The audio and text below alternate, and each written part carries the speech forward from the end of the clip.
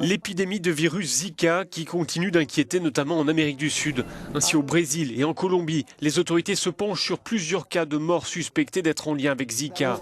Les personnes décédées souffraient du syndrome neurologique de Guillain-Barré, une maladie auto-immune inflammatoire du système nerveux.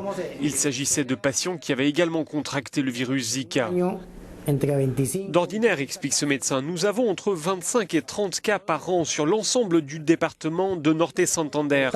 Or là, nous avons eu 30 cas en à peine un mois et demi. Il y a donc une multiplication presque par 10 du nombre de cas.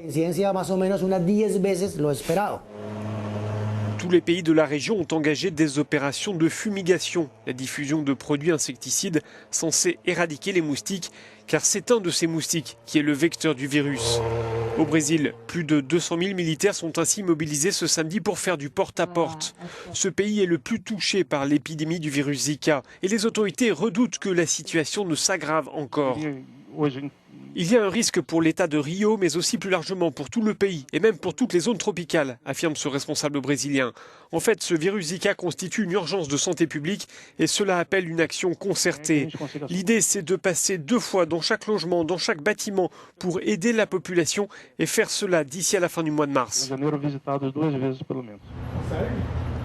Actuellement, une quinzaine de laboratoires mènent des recherches pour élaborer des vaccins, car pour l'heure, il n'en existe pas. Mais d'après l'Organisation mondiale de la santé, il faudra sans doute attendre encore plus d'1 an avant que des essais cliniques à grande échelle ne soient menés.